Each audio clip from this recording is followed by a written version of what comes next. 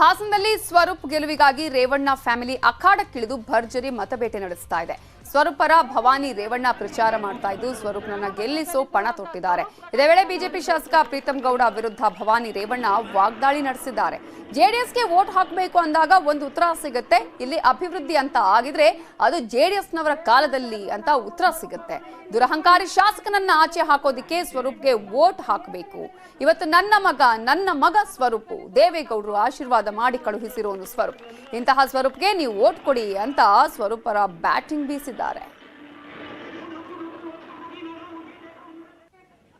JDS vote ಹಾಕಬೇಕು ಅಂದಾಗ ಒಂದು ಉತ್ತರ ಸಿಗುತ್ತೆ, ಇಲ್ಲಿ ಅಭಿವೃದ್ಧಿ ಅಂತ ಆಗಿದ್ರೆ ಅದು ಜೆಡಿಎಸ್ ಕಾಲದಲ್ಲಿ ಅನ್ನೋದು ಉತ್ತರ ನಿಮ್ಗೆ ಸಿಗುತ್ತೆ. ಇವತ್ತು ಸ್ವರೂಪ ಅಂತ ಬಂದಾಗ ಒಂದು ಉತ್ತರ ಸಿಗುತ್ತೆ. ದುರಂಕಾರಿ ಶಾಸಕನ ಆಚೆ ಹಾಕ್ಲಿಕ್ಕೆ ಇವತ್ತು ನಾವು ಸ್ವರೂಪ ವೋಟ್ ಹಾಕ್ಬೇಕು ಅನ್ನೋದು ಕೂಡ ಬರುತ್ತೆ. ನಾವ್ ಹೇಳಿದೀವ ಊರು ಬಿಟ್ಟು ತೋರಿಸ್ತೀವಿ ಅಂತ ನಾವೇನಾದ್ರು ಹೇಳಿದೀವ? ಅವ್ರಾಗ ಅವ್ರು ಹೇಳ್ಕೊಂಡಿದ್ದಾರೆ. ನಾವ್ ಹೇಳಿದೀವ ಅಂತ ಬಿಟ್ಟು ಓಡಿಸ್ತೀವಿ ಅಂತ ನೀವ್ಯಾರಾದ್ರೂ ಹೇಳಿದೀರಾ? ನಾವೆಂದು ಹೇಳಿಲ್ಲ. ಯಾರನ್ನೂ ಊರ್ ಬಿಟ್ಟೋಗಿ ಆಸ್ತ ಬಿಟ್ಟೋಗಿ ಅಂತ ನಾವ್ ಯಾರಿಗೂ ಹೇಳಿಲ್ಲ. ಆ ಮಾತನ್ನ ನಾವು ಹೇಳೋದೂ ಇಲ್ಲ. ಆದ್ರೆ ಅವರಾಗ ಅವರೇ ಒಪ್ಕೊಂಡಿದ್ದಾರೆ. ನಮ್ನ ಆಸ್ತ ಬಿಟ್ಟು ಓಡಿಸ್ತಾರೆ. ಯಾಕೆ ಹೇಳ್ಕತ್ತ ಅವ್ರಿಗೆ ಗೊತ್ತಿಲ್ಲ. ಸೋತ್ಮೇಲೆ ಹೋಯ್ತಾರೋ ಏನೋ ನನಗಾದ್ರೂ ಗೊತ್ತಿಲ್ಲ.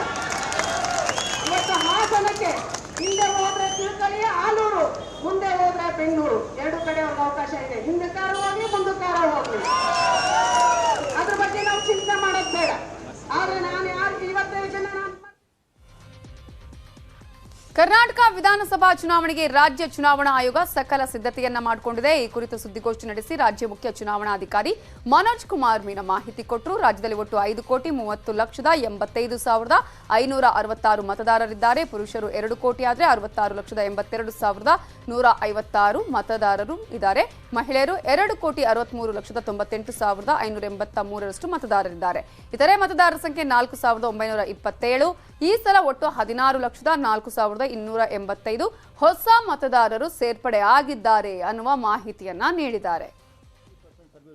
ಕುಂದಾಪುರ, ಕಾಪು, ಮ್ಯಾಂಗ್ಳೂರ್ ಅಂಡ್ ಬಂಟ್ವಾಳ ಈ ಅಸೆಂಬ್ಲಿ ಕಾನ್ಸ್ಟಿಟ್ಯೂನ್ಸಿಯಲ್ಲಿ ನಮಗೆ 2ನೇ ಬ್ಯಾಲೆಟ್ ಯೂನಿಟ್ ಬೇಕಾಗುತ್ತೆ. ಈಗ ತಮಗೆ ಆಲ್ರೆಡಿ ಈ ಮಾಹಿತಿ ಕೊಟ್ಟಿದ್ದೀವಿ ಡಿಸ್ಟ್ರಿಕ್ಟ್ ವೈಸ್ ಸಮ್ಮರಿ. ಪ್ಲಸ್ ಈಗ ನಮಗೆ ಸರ್ವಿಸ್ ವೋಟರ್ ನಮ್ಮಲ್ಲಿ ಬೆಳಗಾಂ ಜಿಲ್ಲೆಯಲ್ಲಿ ಮ್ಯಾಕ್ಸಿಮಮ್ ಇದೆ. ಈಗ ಔಟ್ ಆಫ್ 47,000 ಸುಮಾರು 20,000 ಸರ್ವಿಸ್ ವೋಟರ್ ಬರೀ ಬೆಳಗಾಮಲ್ಲಿ ಇದೆ. ಆಲ್ಮೋಸ್ಟ್ ನಿಯರ್ಲಿ 50% ಸರ್ವಿಸ್ ವೋಟರ್ ಬರೀ ಬೆಳಗಾಂ ಜಿಲ್ಲೆಯಲ್ಲಿ ಇದೆ. I think Belgaum rural.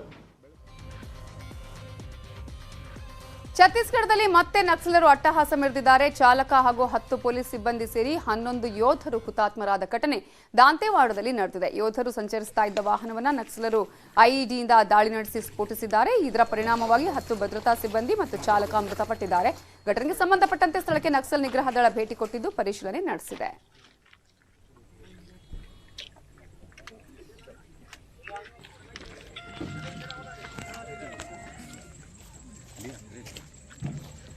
ले लिया